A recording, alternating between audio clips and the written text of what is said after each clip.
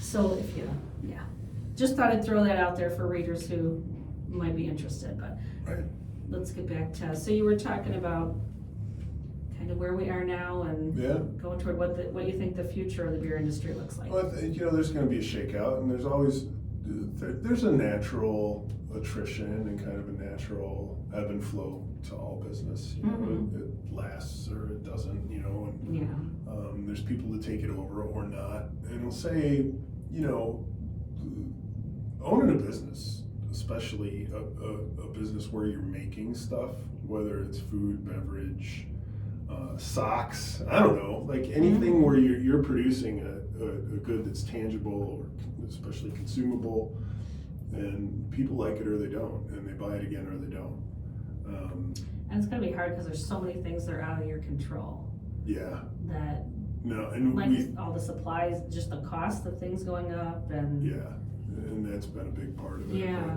But as costs skyrocket, and it ties back into the economic side of things. Well, all of our suppliers need to charge more because their cost of business is higher.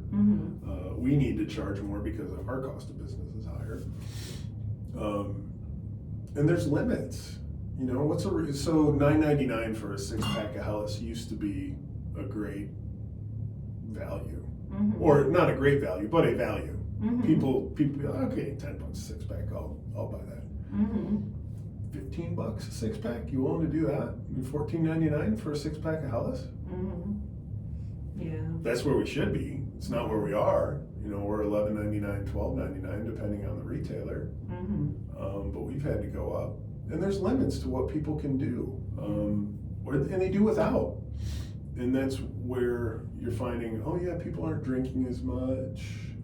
Well, people aren't drinking as much because they can't afford to. Yeah. And you can blame it on Wegovy and Ozempic and well, they're also they're pushing you have the like dry January. Yeah. And now they've got, what's the other one? We've always had that. No, is it November? What was there's a new word This too. is a family show. I don't think he's going to talk about November. Or October, I don't know, but something where they worked it in with the word, I can't remember it right now. Yeah. Maybe it's October, they're targeting now as another, don't drink during this Dry month. all July, I've heard. Oh, It's yeah. whatever. I know, but People, and I've always been a big proponent of, if you think you're drinking too much, you are. yeah. I wonder if I'm drinking too much. You are. If you ask yourself that question, am I drinking too much? Yes. Yeah, Yes, if you are. even have an inkling, because a Yeah. lot of overdrinkers are so much in denial, where Right. if it even comes into your head that it's a thought. then- No, it is. Yeah. And it can be incredibly destructive. I see it all the time. Yeah. Because we have the tap room, and there are people who drink too much, and I always tell our servers and bartenders, like, nobody's good to us dead. They only keep coming back to be a customer if they're healthy and Yeah. want to be here. So we've got to put the brakes on them sometimes, which is hard to do. But people largely are going out less, drinking less, buying less alcohol because they can't afford. It's one of the first things that people cut out. Yeah. Because in the grand scheme of things, yeah, it is. It's the salt of life. You don't really need to drink beer the way that you need to eat a hamburger, or you need to eat, or need to drink water. So people make those choices. What about is it an age thing? What's your demographic? What's your customer base? Is it kind of all over the place? I would say it's anyone 21 and older is who I want to sell beer to. And then as our tap room's concerned, it's like, we've got baby changing stations, families, like, Yeah. I want everyone to think well of the brewery, whether or not they can drink. Do you find like an age though where it kind of trails off, like you get to your 50s or whatever, and you're like, No. maybe we'll cut back? No. It's so funny, like there's a retirement home a couple times a year, and they'll have the Jolly Trolley, and 30 walkers will come shuffling in, and people, they'll sit down and have lunch and some of them drink, some of them don't. Mm-hmm. But these are people in assisted living centers who are, Yeah. can still enjoy a beer every once in a while. But I would say our target demographic, or our most popular age group is 40 to 50.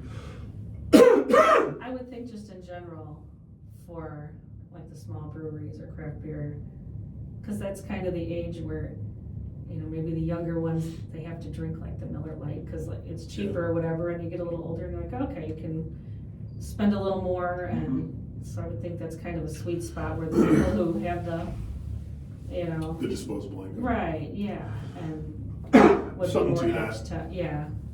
And it's also the environment. And when you're younger, you like things louder and busier and kind of more cramped. And Yeah. How loud is your place?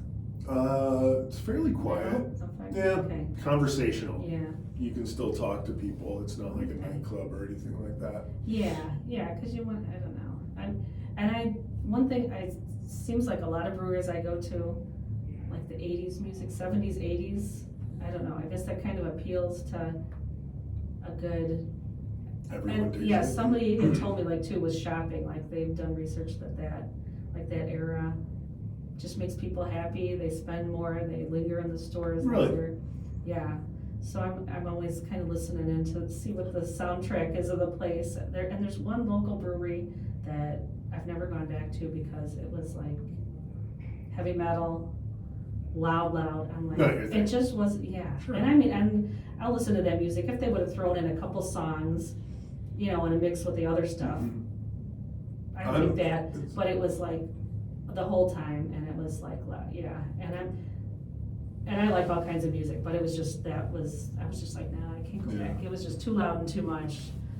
Throw some other genres in there and mix it up. And that's another reason that a lot of breweries have struggled is because their target market, or the people that they're trying to. a lot of other people. Yeah. You really.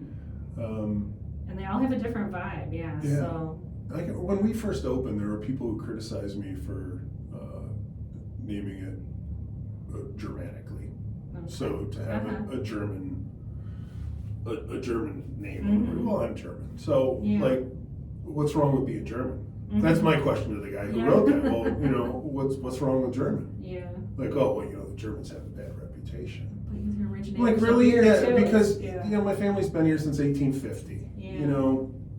And there's plenty of good stuff that has happened before and since in Germany that doesn't have anything to do with a couple of world wars. He's just talking right, historically, like Germany, politically. Yeah. So he's already trying. We're a few decades removed from that, I think. Right, right. If it was 1960, and yeah. But trying to tie those things together. Now it would be different if everything that we did was like predicated on, you must be German if you want to drink our beer. We've never been like that. But yeah, people, small breweries especially, you want to have like a focus, and you get myopic and you start zeroing in on these tiny little things. So it could be music where everything is techno, and so if you're the brewery that's techno music and sour beers. Yeah, that's a narrow audience. Right. Well, what if all people who like sour beers like bluegrass? Well, then you have screwed up, by being so narrow in that focus. I think that's where a lot of entrepreneurs, just in general, kind of they make that mistake is made. Yeah, or it's what they like, and they kind of just make it all tailored to their own preferences, and it's not broad enough to pull in enough. No, and lucky for me, I love Helles. So like the brewery was created to make Helles. Everybody else likes Helles too. That's why 85% of beer that's sold looks and tastes and behaves a lot like Helles. So we have a broader appeal in that regard. But I think for brewers in general, so maybe they make too many beers that are too high in alcohol. Maybe they make too many beers that have a specialized flavor. Maybe their packaging is offensive, or people find it offensive. Maybe it's just so many reasons. Yeah. to like check a box. I don't like them for this. Yeah. And I think a lot of breweries have gone down that road. And That's kind of the beauty of the industry, though, is that each one is so different. yeah, And they all have their niche, and a unique personality. yeah, yeah. They're all, there's always just something different about each place. None of them, there's no two that are identical, even if it's similar beer styles, the atmosphere is different, or and sometimes it's just even the people there, it might be just a really cool personality who came up with this place, and that person is the draw as much as the beer, there's so many variables that they can stay. For a brewery to stick, your tap room's got to be busy. People have to be drinking your beer. For us, we're geared also towards distribution, so we want to bottle and keg beer and sell it elsewhere. I did want to ask you a little bit about, because I really have no clue how the distribution of beer works, and I'm finding out I don't either. I know there's certain guys you have to go through, you can't sell directly to restaurants and stuff like that. You right? can. Oh, you can. Yeah. Okay. You Well, can. here, school me. Tell me how it works. So you can, as a small brewery, you can sell self-distribution up to 60,000. It's called the Three Floyds Law. And when Floyd's got it passed, they were at 60,000 barrels, and that's when they changed it. So Indiana law restricted breweries that made more than 60,000 barrels from operating a tap room. And Floyd's was like, and for years they saw this limit coming, and they lobbied the state to get the rule changed. Okay. And then Sun King and Three Floyds both kind of joined hands years ago, and they changed the law. And when they changed the law, they upped the self-distribution limits and did a lot of things to make it a more conducive state for small breweries to succeed, which is good. There are very few restrictions, and honestly, if you're making more than 1,000 barrels a year, self-distribution is very hard. It's a lot of beer to be delivered by van. But we use Indiana Beverage. They're the Miller Coors distributor. Yeah, right here in Valpo. Yep, they're in Valpo, and they cover essentially from the Illinois border to Elkhart, Indiana. Okay. And then we have a wholesaler called 5 Star, which has a very similar portfolio to Indiana Beverage, and they're in Fort Wayne. So they cover us from the Ohio-Indiana line, roughly to Elkhart. Okay. And just in the northern 25% of the state. So we'll go down to Rensselaer, and if you were to draw a line from Rensselaer clear across Indiana to Ohio, that would be roughly the geography that we cover with those two wholesalers. So northern Indiana, a little bit into Ohio, a little bit in the Chicago area. Yep.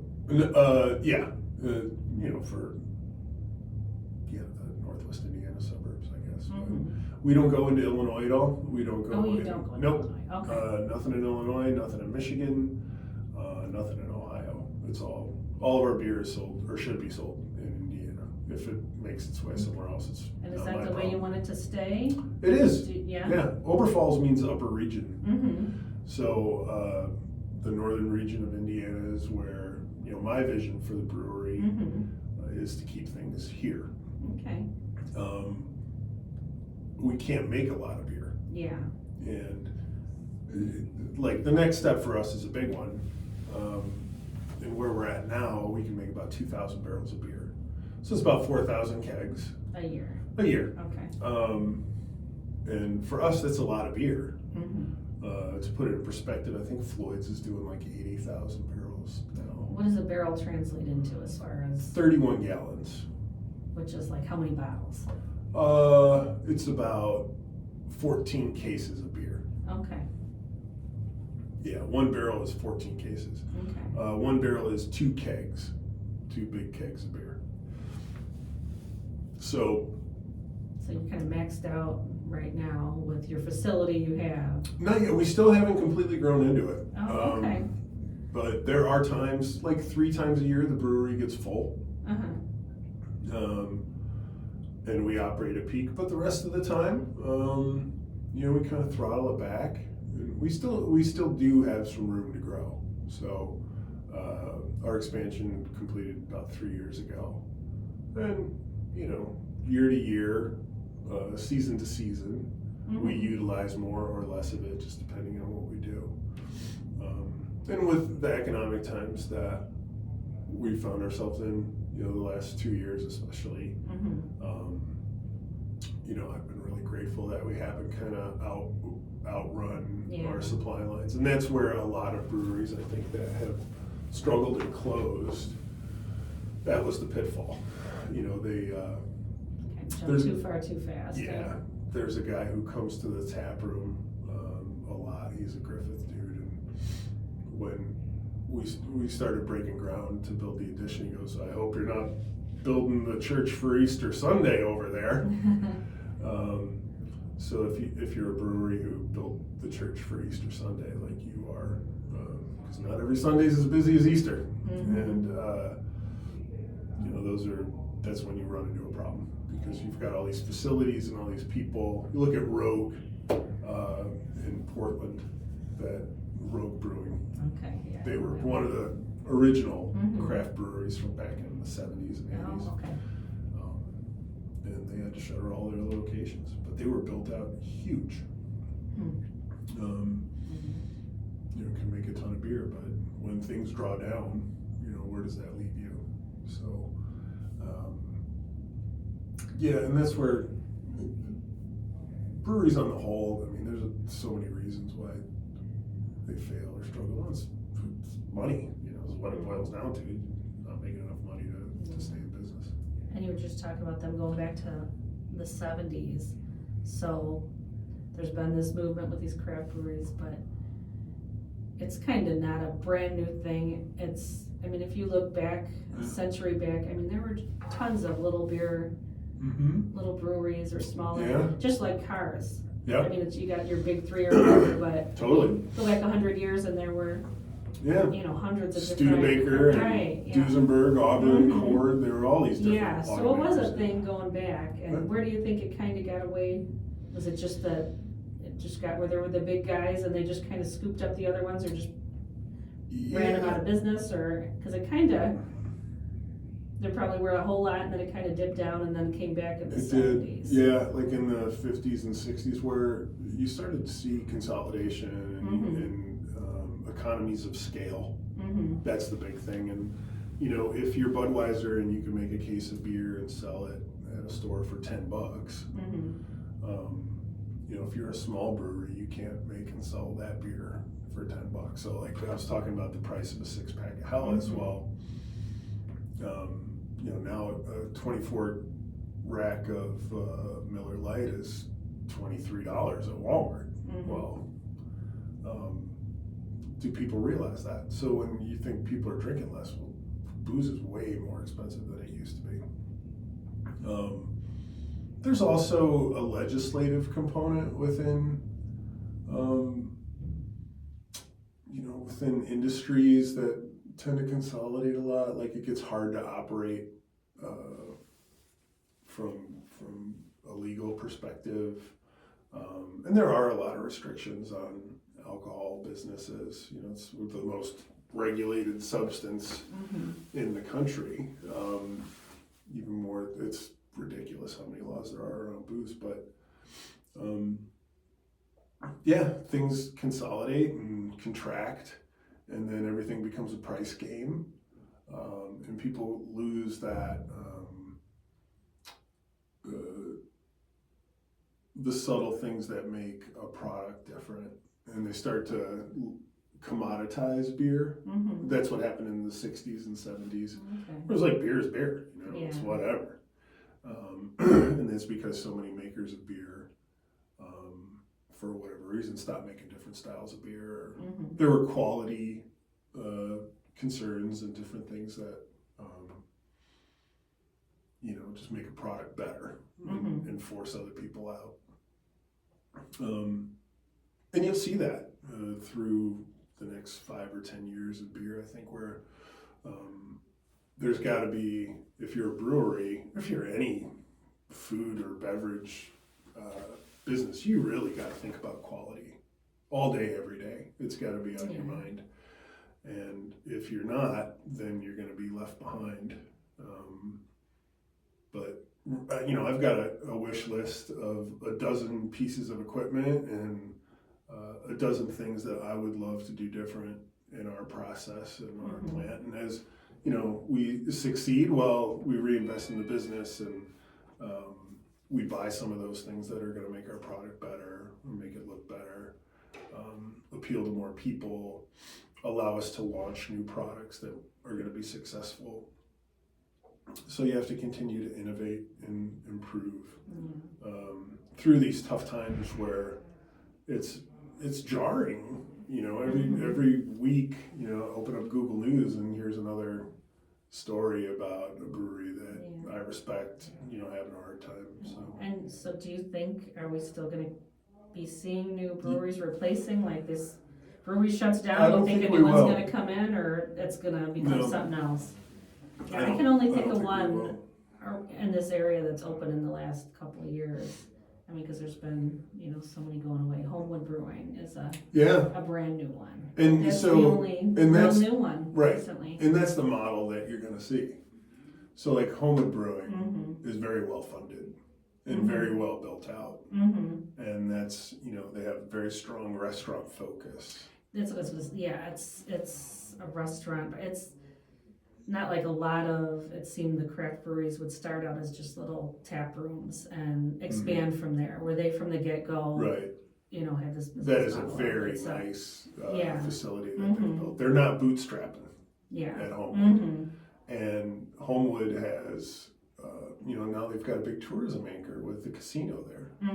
So I think that you're gonna see breweries that open who are taking advantage of that. So it's going to be better real estate. In a new form, It's not the small tap room with where you eat some pretzels in a little industrial garage And you take, I think of breweries that I respected and that I looked to for guidance when I didn't know how to do this thing that I wanted to do. And you go to Bell's in Kalamazoo. Well, that was like an old service station or an auto repair shop.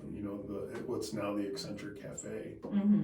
And that always stuck with me. Like, okay, well, that's a way to do it. Sierra Nevada did the same thing, where they put their first brewery in an old rundown kind of industrial area. That's what I always loved about the industry too. It was often, like you said, took a historic building, that was just sitting there and kind of gave it new life and moved in there and used an existing space. Where Homewood Brewing, I mean, that was purpose built for the was built and from nice. Scratch.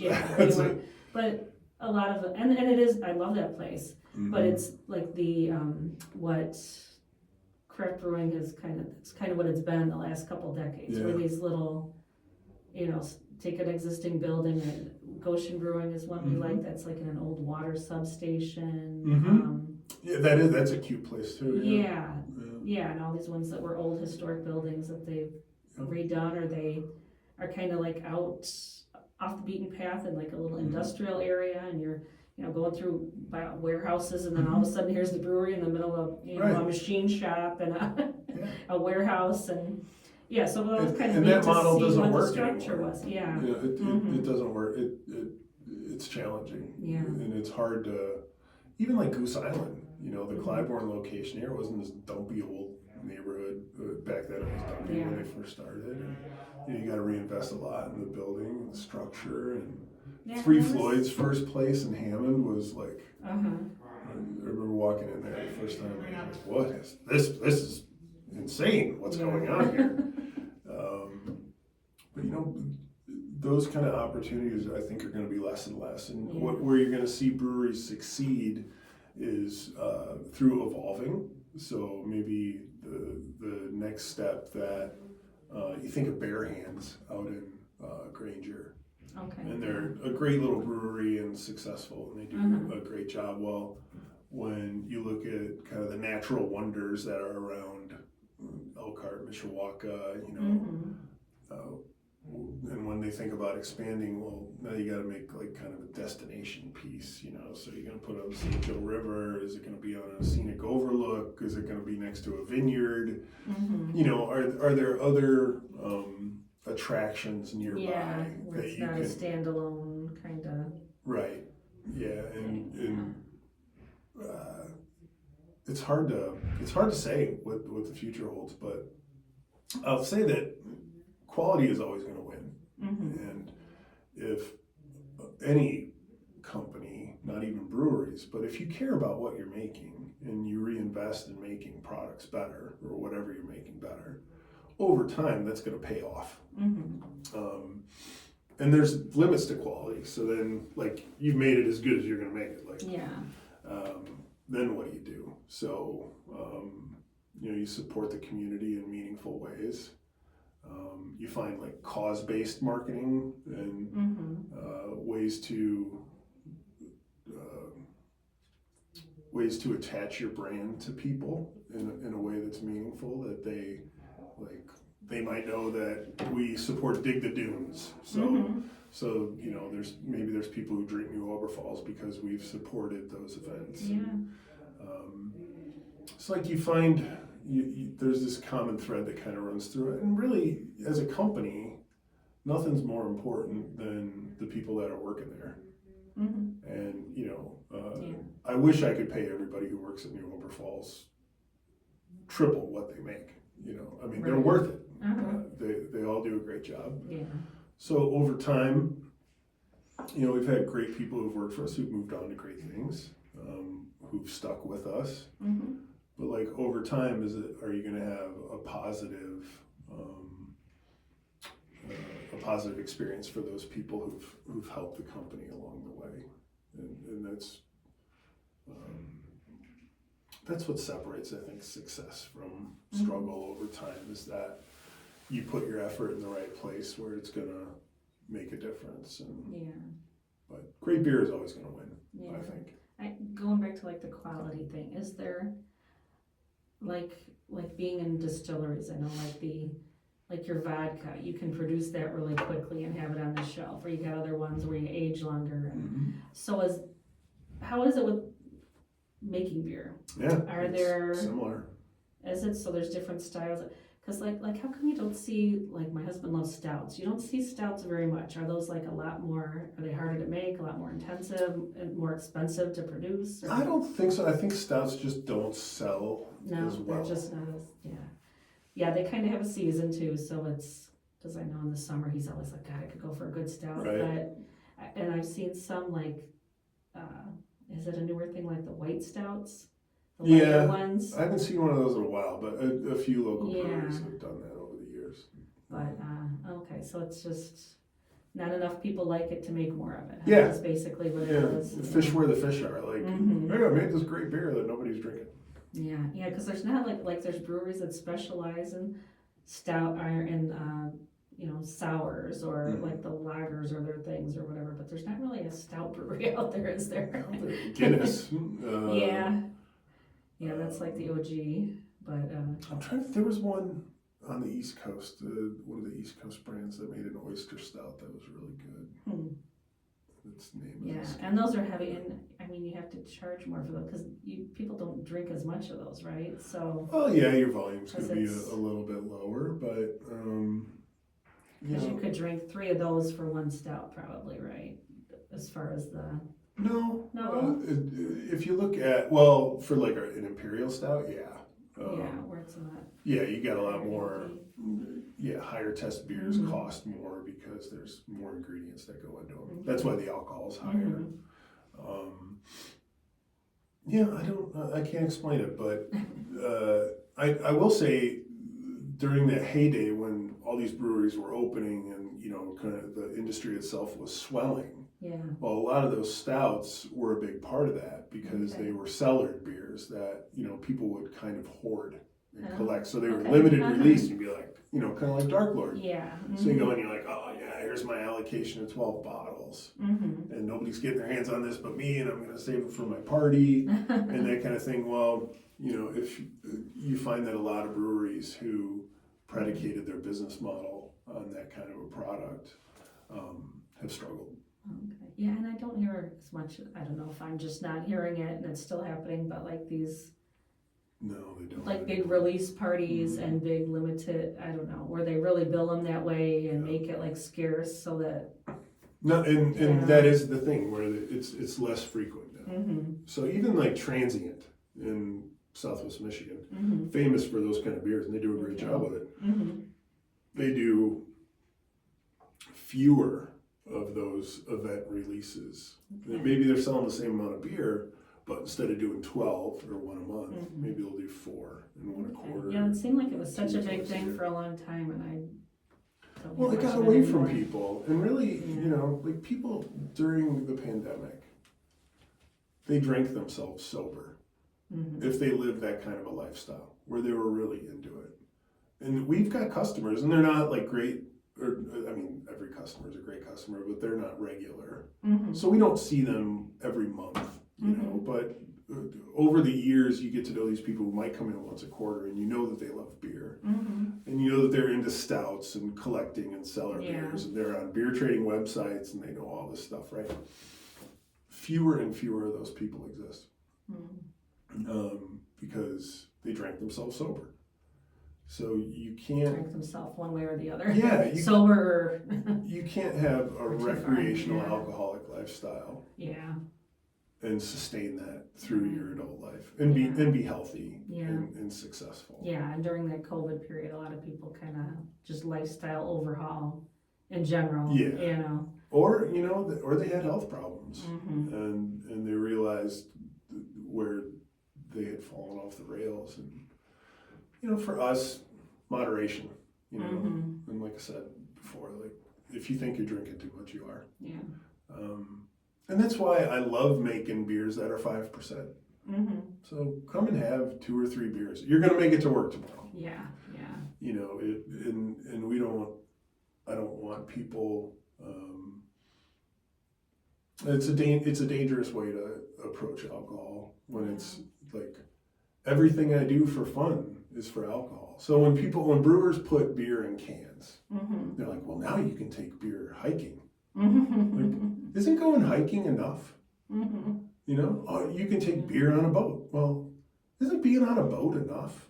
Like, why do you On need... a boat, though, I would say beer makes being on a boat better. Unless you're driving a boat, then you can't have any Exactly. beer. And that's when it stinks. But, like, there's limits to it. So, there's a time and a place for the products that I make. Yeah. And I fully realize that. And I don't want, it's like we get customers who, when they start a family, and it's the kid's baptism party, like, hey, can we get a keg for the christening party? It's like, do you really need a keg for the christening? Okay, you do. All right, well, yeah, we'll sell you one. But yeah, some things don't go together. Like Chuck E. Cheese, having beer at Chuck E. Cheese, it's right. Those That's just why the go fights together. break. Yeah. But there's limits to it, and then you find that there are breweries who, they make it seem like they drink all day. Mm-hmm. And man, it's hard work. There's no beer being drank at New Oberpfalz while we're working Yeah. by anyone, myself, the brewing staff, or the front of house, or the guys in the kitchen. Like, it is definitely a product for when the work is done, and so there's an automatic limit of how much it can be incorporated into life. And I think when brewers try to convince beer drinkers otherwise, that's when problems really begin to pop up. So, can we talk just for a couple minutes just about favorites? So, if you're going out to have a beer, or do you do that a lot? Do you go to other craft breweries? Yeah, I mean, no. Well, yeah. Yeah. I do when I do go out, but or if you're going just to a restaurant or a bar, is a craft beer what you're gonna drink, or? Yeah, usually. I mean, I get something. I tend to gravitate toward the same breweries that. So tell me some of the ones you like. Give us some shout outs here. beer? So if I'm in Wisconsin, I always get a New Glarus. What is it, Always. Spotted Cow? No, well, I know what that's like. So I know. if Spotted Cow is such a huge thing. it is, Yeah, because you can only get it in Wisconsin, right? They but don't like distribute Moon outside. Man Pale Ale on draft Okay. is a great beer. Mm-hmm. You know, it's 5.3 ABV and it's super hoppy and Mm-hmm. really good. I'll drink stuff that I see from breweries that I've heard of, but I don't know. So, Just like to try new ones, huh? yeah, and a place like 313 where I'm in the Munster Booster Club and we have our meetings there. So Oh, okay. when I go there, I'll always sample Uh-huh. different beers from local breweries or from breweries that 18th Street pours a lot of their beer there too, so I'll drink their stuff from time to time. And all the seasonal beers from bigger breweries, so you know the Goose Island, Bell's, Sun King. Uh-huh. I love like seasonal beers. You were saying, like I love the Oktoberfest, just that style, and so I like the traditional German brewers. When you get like a Hofbrau Oktoberfest or St. Pauli or Dab or whatever, the German ones. But I love seeing what the the craft breweries like Midwest craft breweries do when they do like their own version of Oktoberfest. Yeah, no, It's nice to see. It's fun to sample those different styles. Yeah, for sure. Mm-hmm. But yeah, I don't know. I tend to, and I'll always go for German stuff. So yeah, if somebody's pouring an import, Mm-hmm. if it's from Germany, whether I've had it or not, Mm-hmm. I usually get it. Yeah. Okay. Yeah. And any favorite breweries, other breweries that you like to go to? Like, trying to think, some of my favorites have closed. I liked Windmill and Dyer was one that I liked to stop at. Yeah. That one's gone. Geez, when I think about breweries I like to go to. There's a lot in Southwest Michigan is just loaded with. Yeah, there's a ton of There's a them. lot of. There was one in, I think it was in around Pawpaw area, and but it was like, it was just like looked like a little hut that was like about to fall over. It was all old wood, and it was just a labyrinth of little rooms, but they had a mug club at this place, so it was like every room, every wall was just lined with mugs. Uh-huh. Do you have a mug club? We do, one of those yeah, at your place? And it's funny, we've changed it recently, like with the moderate beer drinking thing. Mm-hmm. We used to do half off on Wednesdays, and it just got to a point where people were like there for the bargain. Mm-hmm. Excuse me, and over consuming. Yeah. So we pulled back. Mm. Instead of doing half off Wednesdays, now we do 25% every day. Oh, okay. So like, Yeah. hey, come whenever you want. Mhm. Don't feel like you got to get your money's worth one day of the week and Yeah. drink too much. One neat thing about this one with their mug club though was it must have been somebody local who did pottery or something. So they were all like handmade steins, and they were all Shoreline does that. a little different. Do they? Yeah, they have like hand blown glass. Oh, okay. They look like bongs. Yeah. This is kind of funny, but There's like this pretty pottery though, and they were all a little different, different Yeah. shades of colors and stuff. So it was neat. It was just like an art piece, just to look at the. we wall. did that initially. Yeah. I found a potter in, I think it was in Goshen, and he made these mugs for us when we were brand new. Yeah. I still have one, Oh, neat. but we don't keep them in the tap room because Okay. it's a storage problem. Yeah. But yeah, we got them for all of our members. Okay. Well, yeah. So that's good. Now you got the mug club, and you do. I love when things are gamified. Like that's gotten to be such a big thing with the tourism bureaus I work with and stuff. Where Yeah. stop at these places and you get a T-shirt. And, Mhm. so that's cool that you're doing that. But you said Yeah, with the earn a Tenderloin. shirt and a jacket. A Did you jacket, say? yeah, satin jacket. So tell us what you have to do to get those. You got to collect 10 game pieces from these different participating wholesale customers of ours that pour our beer and sell breaded pork tenderloin.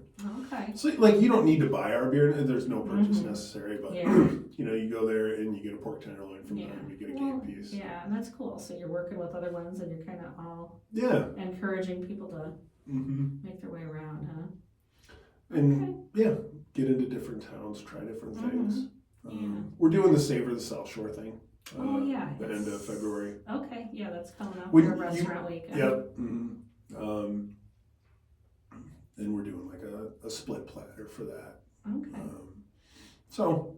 Yeah, check that out. It's Savor the South Shore. Restaurant weeks. Yeah, restaurant weeks along the southshore.com, I believe. I think it's 2 weeks. It's the 21st through March 3rd or something like that. Okay. Something strange like that. Yeah. And we haven't done that in years. Okay. Since before the pandemic, so this is our first year back doing nice. it. And it's good to attract new people who maybe have never visited us. So you have kind of like a sampler. And a little bit of a bargain. Yeah, and even show people who might not be beer people that you have good food. Right, and you know, there for the food. To the point that you're talking about, where a lot of breweries get too weird with their beer. We're a breath of fresh air for people who are used to being disappointed. Like, well, I like, you know, I like pale lager, and none of these breweries make a pale lager. Yeah. And then they walk into New Oberpfalz and they're like, oh, you guys have beer that tastes like beer, okay?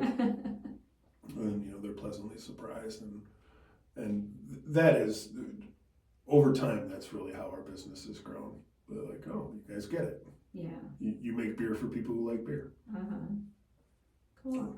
Any other events or anything else coming up that you want to throw out there? No, I mean we're so little.